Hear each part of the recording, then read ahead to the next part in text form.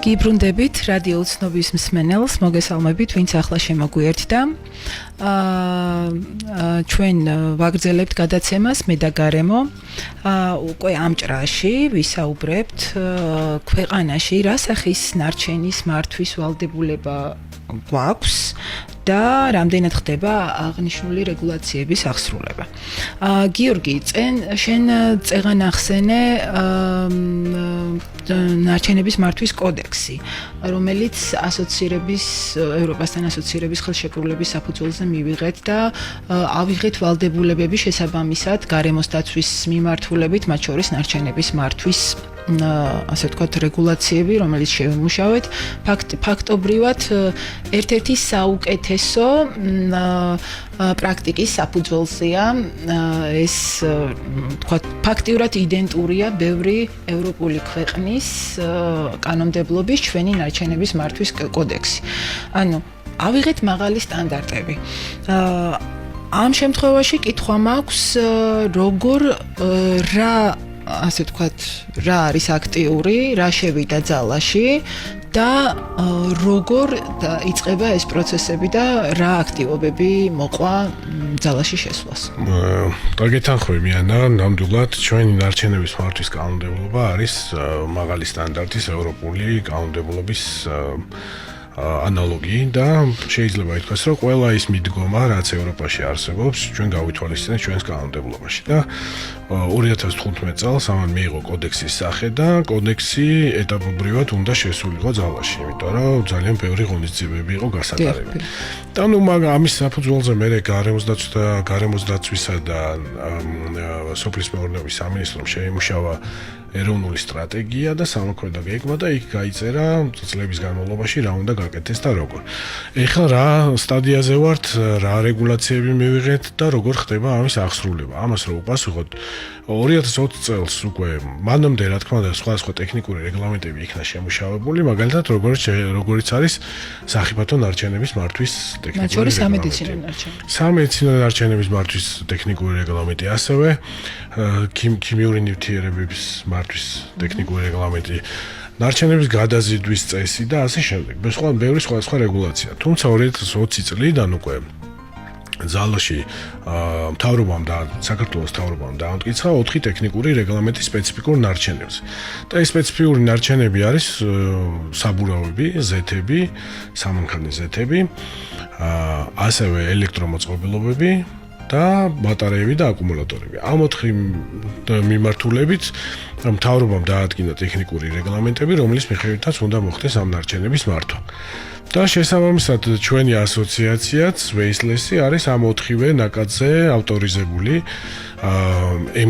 ეგრეთ წოდებული MGV ორგანიზაცია, მწარმოების გაფართოებული ვალდებულების ორგანიზაცია, რომელიც კოლექტიურად ასრულებს წარმოებელზე და იმპორტიორზე დაკისრებულ ვალდებულებას. უფრო მარტივად გასაგები რო იყოს მსმენელისთვის, გიორგი, აი ასოციაცია ამ 4 რეგლამენტის მიხედვით ასრულებს შეგროვების და უზრუნველყოფს გადამუშავებას ამ ნარჩენების, რაც შენ ჩამოთვალე 4 სახეობას.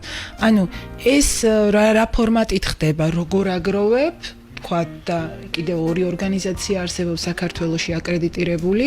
ანუ ეს ორგანიზაციებს რა სისტემა აქვთ შემუშავებული, როგორ აგროვებენ ამ ნარჩენს, უფრო პრაქტიკული ინფორმაცია რო გაუზიაროთ მსმენელს და სად მიდის ეს ნარჩენი. კი ბატონო, უყურეთ როგორ ხდება ეს ყველაფერი, ესე იგი ამ ტექნიკურმა რეგლამენტებმა ამ სპეციფიკური ნარჩენების მართვა დაავალა ბიზნესს, ანუ იმპორტიორს და მწარმოებელს, რომელსაც შემოაქვს ეს პროდუქტი საქართველოში, ან აწარმოებს ამ პროდუქტს, ხო?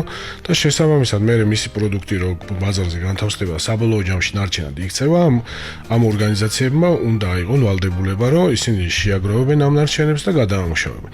ეს შეიძლება იყოს ინდივიდუალური ვალდებულებაც და შეიძლება იყოს კოლექტიური. ჩვენ შემთხვევაში შენს მიერ ნახსენები ორგანიზაციები, ეს 3 ასოციაცია არის კოლექტიური კომერციული ორგანიზაციები. სადაც გაწევრიანდნენ ეს ამ ტიპის ბიზნესები და მიანდეს ამ ასოციაციას მართვის მანდატი გადასცეს ასოციაციას.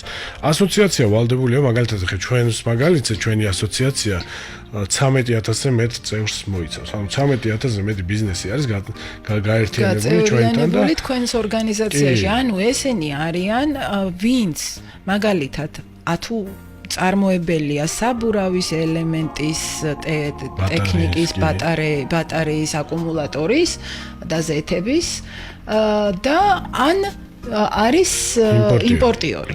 იმპორტიორი და მწარმოებელი გაერთიანებული არის, იმიტომ რომ ჩვენთან ძირითადად იმპორტიორები არიან და სამწუხაროდ წარმოებლები არ არიან.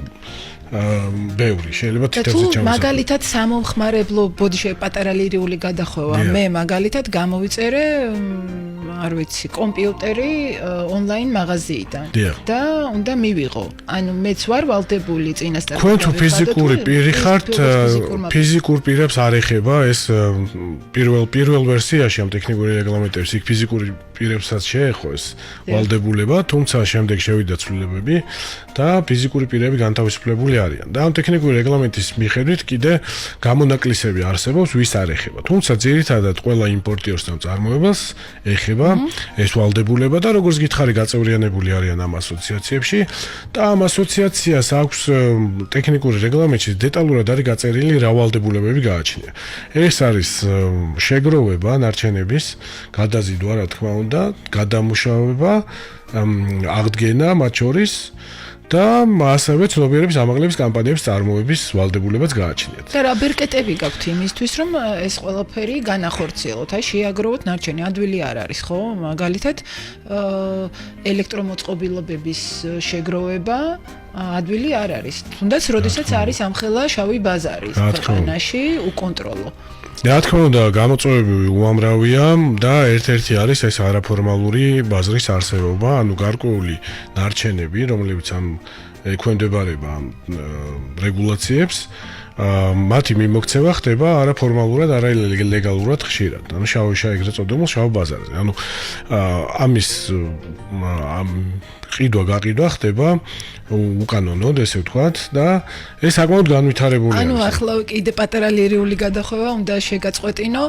ანუ, როდესაც რუპორით გვესმის მოქალაქეებს, რომ მოდის მანქანა და იბარებს ძველ მაცივრებს, ტელევიზორებს და ასე შემდეგ და ჩვენ მივდივართ და სიმბოლურ ფასად მათ ვაძლევთ ჩვენ გაფუჭებულ ტექნიკას, ფაქტიურად ჩვენ თანამონაწილე ვართ იმ შავი ბაზრის და ხელშემწყობი, რომელიც ამას მნიშვნელოვანია, რომ მიიღებს, ჩაიბარებს, გამოაცლის ასე ვთქვათ მეტალს და იმ ასე ვთქვათ ფასეულ ნაწილებს, რომელიც ფული ღირს და ის ელექტრომოწყობილობა რომ შეიცავს ქიმიურ ნივთიერებებს, ბიოლოგიურად საშიშს, ნიადაგისთვის, გარემოსთვის, ჰაერისთვის და თითოეული ჩვენი ჯანმრთელობისთვის, ამ ნარჩენებს, რა თქმა უნდა, არ გადაამუშავებს, არც დაწვავს სწორად, განათავსებს ნაგავსაყრელზე, ან უბრალოდ, არ ვიცი, მოიშორებს სხვადასხვა ფორმით.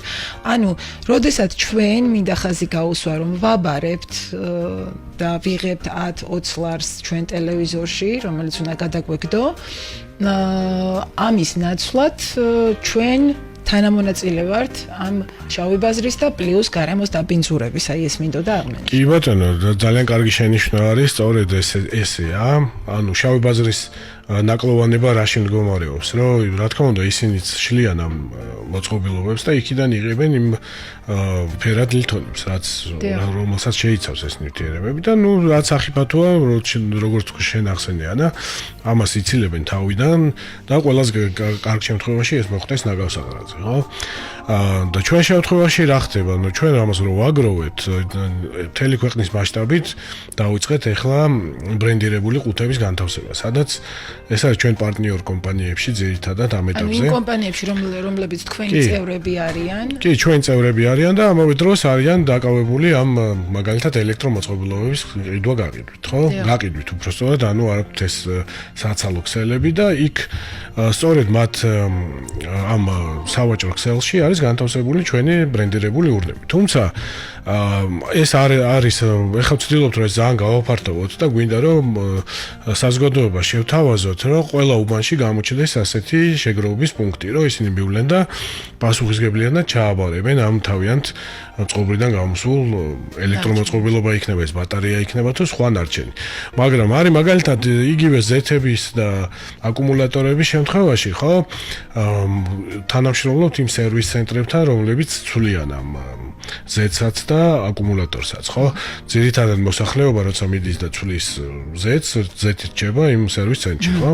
და აი ასეთ სერვის ცენტრებთან თანამშრომლობთ და იქიდან ვაგროვებთ და შემდეგ უკვე უსაფრთხოდ გადავზიდავთ ამას, ასაწყობებთ დროებით, შემდეგ ხდება ამის გადამუშავება ქვეყნის შიგნით თუ ქვეყნის გარეთ. სამწუხაროდ ქვეყნის შიგნით გადამამუშავებელი სიმძლავრეები არ არის საკმარისი, არც საბურავების, არც ზეთების, არც აკუმულატორების თან მიმართებაში და შესაბამისად გვიწევს გარკვეული ტიპის ნარჩენების გატანა ქვეყნის გარეთ. და ეს კიდევ თუმცა რაღაცა დოზით დაშლა ხდება საქართველოში. კი, პირველადად დამუშავება ხდება გარკვეული ნარჩენების, მაგრამ მაგალითად ისეთი ნარჩენი როგორც ბატარეა არის, ხო? ბატარეის გადამუშავება შეუძლებელია საქართველოში, მათ შორის რეგიონში არსებობს საწარმო. ჩვენ გაგვაქვს ევროპაში რამდენიმე ქვეყანასთან გვაქვს, რამდენიმე ქვეყნის საწარმოსთან გვაქვს მოლაპარაკებები და შესაბამისად ვაწოდებთ მათ ამ ბატარეებს გადასამუშავებლად, ხო? იგივე ელექტრომოწყობილობების დაშლა პირველადი დამუშავება შესაძლებელია საქართველოში, თუმცა მე გარკვეული კომპონენტები უნდა წავიდეს ასევე საზღვარგარეთ გადასამუშავებლად. ეს აპრობირებული პრაქტიკაა, იქაც ყველა ქვეყანას არ აქვს გადამამუშავებელი საწარმოები, მაგრამ ეხა ევროკავშირის სივრცისთვის ეს ადვილია, იმიტომ რომ იქ საზღვრები არ არსებობს და პირობითად ხო, მაგალითად შეუძლია გერმანელს შეუძლია გადაამუშავოს საფრანგეთში წარმოქმნილი ნარჩენებიც ბელგიაში და ასე შემდეგ და პირიქით. ანუ ეს ფუფუნება არსებობს, მაგრამ ჩვენთან ეს რა თქმა უნდა ჩვენ გვიწევს ეს ამბარიერების გავლაც, ხშირად ეს სპეციფიკური ნარჩენი შეიცავს სახიფათო კომპონენტებს და ამიტომაც არის სპეციფიური და მათი გადაზიდვა ექვემდებარება კანონმდებლობით განსაზღვრულ ზომებს, რაც გულისხმობს იმას, რომ ნებართვები უნდა მოიპოვოს როგორც ქვეყნის შიგნით, ასევე ქვეყნის გარეთ. სახიფათო ნარჩენების პირობებით, რომელიც ალბათ იქ ტემპერატურაც უნდა იყოს დაცული უნდა იყოს აუცილებლად. ძალიან ბევრი სტანდარტია, რომელიც ხო უსაფრთხოების ნორმები, რომელთაც უნდა გადაიზიდოს. იცი რა მაინტერესებს გიორგი? ალბათ ეს ვალდებულება, რადგან აქვს ამ ასოციაციებს, ხო, ამ ნარჩენის შეგროვების და გადამუშავების ანალგენის, სავარაუდოდ რაღაცა გეგმაც არსებობს, რის მიხედვითაც და უფრო კონკრეტულ ციფრებზე რომ ვისაუბროთ. ანუ მეორე წელია უკვე ეს ასოციაციები არსებობენ და საქმიანობენ და სხვათა შორის ძალიან მნიშვნელოვანი ნაბიჯები გადაიდგა წინ და ამ თემას კიდევ დაუბრუნდებით ჩვენ უფრო ვრცლად. და კონკრეტულადაც ვეტყვით მსმენელს, სად შეუძლიათ მივიდნენ, სად შეუძლიათ დარეკოთ, მისთან შეიძლება რა პროექტები მიმდინარეობს, სად ჩააბარონ და რაში ჩაერთონ და მათი ასე ვთქვათ მოქალაქეობრივი პასუხისმგებლობა და უფრო მეტიც როგორ გამოიჩინონ, ვისაც სურვილი ექნება ამის და მოწოდება. მაგრამ აი უფრო კონკრეტულად რომ მითხრათ, ერთი წელიწადი და და რამდენიმე თვეა ფუნქციონირებს, რა სახის ნარჩენი შეაგროვეთ, რამდენი შეაგროვეთ და სად გაიტანეთ და სად გადაამუშავეთ, ხალხისთვის უფრო გასაგები რა იყოს. 2023 წელს დავიწყეთ შეგროვება სამივე ორგანიზაციამ და მინდა გითხრა, რომ გასულ წელს სადღაც 12000 ტონა სპეციფიკური ნარჩენი შევაგროვეთ სამივე ერთად. აქ იგულისხმება როგორც საბურავები, ისე ზეთები, აკუმულატორები, ელექტრომოწყობილობები და ბატარეები, ყველა ერთად. ყველაზე დიდი რაოდენობით შევაგროვეთ დაახლოებით 5000 ტონა საბურავი შეგროვდა გასულ წელს და ეს საბურავი მივაწოდეთ ქვეყანაში არსებულ მცირე საწარმოებს, რომელსაც ჰქონდათ ნებართვები გადამუშავებას. მაგრამ აღმოჩნდა, რომ მათი ეს გადამამუშავებელი სიმძლავრეები იმდენად მცირე იყო, რომ გადავსებულები არიან ეხლა და რამდენიმე წლის მარაგი აქვს საბურავების სახით. და ანუ პრობლემა წარმოიშვა, რომ უკვე საქართველოში საბურავების გადამამუშავებელი საწარმოები ფაქტიურად აღარ გვაქვს, ხო? ზეთებს რაც შეეხება, ასევე ზეთების მიმართულებითაც გადამამუშავებელ საწარმოებს მივაწოდეთ საქართველოში, მაგრამ ესეც ორი საწარმო არის სულ, რომელსაც აქვს ნებართვები. კიდე არის მცირე ზომის საწარმოები, მაგრამ ისინი ვერ აკმაყოფილებენ, ხშირად ვერ აკმაყოფილებენ ხოლმე სტანდარტებს, რასაც ჩვენ მოვვითხოვთ. და რას იღებენ იმ ზეთისგან? გადამუშავებული ზეთის გადამუშავება ხდება შემდეგნაირად, ანუ ხდება მისი გაწმინდა და შემდეგ მომზადება ფილტრაცია და შემდეგ ხდება მომზადება საბაზისო ზეთის მომზადება. ანუ რაზეც მერე ხდება თქვათ იგივე სინთეტიკური ზეთების დამზადება, უკვე იქ უნდა შეიძიოს სხვადასხვა მინერალი და ასე შემდეგ. მაგრამ ეს პროცესები სტანდარტების დაცვით ხდება ევროპაში, სადაც არის მაგალითად დიდი საწარმოები და მათ აქვთ ყველა ის სტანდარტი და ტექნოლოგია, რომელიც ამას უზრუნველყოფს, მაგრამ საქართველოში სამწუხაროდ პირველ ეტაპზე საბაზისო ზეთის მიღება შესაძლებელია, თუმცა მცირე რაოდენობით, იმიტომ რომ ეს საწარმოები არ არის დიდი და არის მათი გადამამუშავებელი სიმძლავრე საკმარისი არ არის. ამიტომ ჩვენ დავიწყეთ ამაზე ზრუნვა და ის კომპანია ვისთანაც ჩვენ თანამშრომლობთ, მან მოიპოვა ნებართვები და გააქვს ევროპაში, მაგალითად საბერძნეთში, ბულგარეთში გადასამუშავებლად ეს ზეთი და იქ სრულად გარემოს დაცვის ყველა სტანდარტების დაცვით ხდება ამის გადამუშავება და ეს ძალიან კარგი გამოსავალია ამ ეტაპზე. მაგრამ რა თქმა უნდა ჩვენ უპირატესობას ვანიჭებთ ადგილობრივ გადამამუშავებელ საწარმოებს. და გვინდა რომ წავახალისოთ ეს პროცესი და შეიქმნას აქ უფრო მეტი გადამამუშავებელი საწარმო, მეტი სამუშაო ადგილი შეიქმნას და ამ მწვანე დასაქმების მიმართულებით გვინდა რომ გარკვეული როლი ჩვენს გქონდეს. და მაგრამ ეს არის პროცესი, რომელშიდაც აუცილებელია რომ ყველა მხარემ ითანამშრომლოს. სხვა შემთხვევაში ცალკე აღებული როგორც ბიზნესი ხშირად არ არის ხოლმე ეს მომგებიანი. ამიტომ ძალიან მნიშვნელოვანია რომ იგივე ჩვენი ტიპის ორგანიზაციებმა, MGV ორგანიზაციებმა დააფინანსონ გარკვეული საქმიანობები, ხო? ხელი შეუწყონ ამას და მეორე მხრივ სახელმწიფომაც რა თქმა უნდა ხელი უნდა შეუწყოს ამ ბიზნესის განვითარებას. უნდა გაძლიერდეს. ნახეთ, მივიღეთ კანონმდებლობა, მივიღეთ რეგულაციები, კიდე მივიღებთ მე შესაფუთი მასალების და იმედია მალე მივიღებთ, რომელშიც უფრო მეტი გადამამუშავებელი ყავს ამ მიმართულებით, მაგრამ მივიღეთ რეგულაციები, მაგრამ აღმოჩნდა კი არა აღმოჩნდა ეს ნათელი იყო ისედაც. ნათელი იყო, რომ ანუ ყველაზე მთავარი რგოლი, ბოლო და კულმინაციური რგოლი, რომელსაც უნდა გადაამუშავოს და ამ პროდუქტი შექმნას ანისემ ნედლეული ახალი პროდუქტისთვის, აქ გვაქვს პრობლემა. ანუ ამ პრობლემის მოსაგვარებლად ამ იმედია არავინ დამძრახავს, მე ხშირად ვაკეთებ ხოლმე ამ პარალელს და ძალიან მიყვარს ჩემი ქვეყანა, სოფლის მეურნეობა, ჩემი ღვინო და ასე ვთქვათ, კარგი დეგუსტატორიც ვარ, მაგრამ ვთქვათ, სოფლის მეურნეობის პროდუქტებს უკვე დიდი ხანია აქვთ ხელშეწყობა. ასე ვთქვათ, ხო? და გარკვეულ გადასახადებისგან არიან განთავისუფლებულნი, ხო? როგორც მარტო მეღვინეობას არა, ბევრ მიმართულებას სოფლის მეურნეობაში. ანუ ეს სექტორი მოითხოვს აი ზუსტად ამ მიმართულებით მხარდაჭერას, რომ რაღაცნაირად ამოისუმთქოს, ადვილი არ არის ამ რეალობაში ბიზნესის და წარმოების შექმნა, როდესაც მთელი ქვეყანა საუბრობთ იმაზე, რომ უნდა შეიქმნას ახალი წარმოება, ანუ ქვეყანაში თუ არაფერი იწარმოება, ეს ქვეყანა ძლიერი არ არის და ასე შემდეგ და ის რესურსები, რაც ქვეყანაში გვაქვს, მინდა ხაზი გაუსვა, რომ იმდენი რესურსი გვაქვს დღეს ქვეყანაში, რომ თავისუფლად შეიძლება რამდენიმე მოზრდილმა ქარხანამ საწარმომ იფუნქციონიროს და სერიოზული, ასე ვთქვათ, ეკონომიკური სარგებელი მოუტანოს ქვეყანას და ხალხს და შეიქმნას ახალი სამუშაო ადგილები და ასე შემდეგ. და ამისთვის სხვათა შორის არც თუ ისე დიდი რესურსებია საჭირო, ხო? თავარია ნება და იმის შესრულება, რაც ჩვენ უკვე ვთქვათ დავწერეთ, შევიდა ძალაში და თქვენნაირი ორგანიზაციებისთვისაც, MGV ორგანიზაციებისთვის, რომლებიც აგროვებენ და რეგულაციებს ასრულებენ, ბევრად უფრო გამარტივდება და ბევრად უფრო ნაყოფიერი იქნება თქვენი საქმიანობა, თუ კი ეს ბიზნესი იმფუნქციონირებს ქვეყანაში და ქვეყნისთვისაც, რა თქმა უნდა, უკეთესი იქნება, ხო? კი, რა თქმა უნდა, აბსოლუტურად გეთანხმები, მაგრამ უყურე, ეს არის პროცესი. ჩვენ ხა არ გვაქვს ილუზია, რომ ერთ წელიწადში შეიძლება საწარმო დააფუძნო და გავუშვა. რა თქმა უნდა, არა, პროცესია.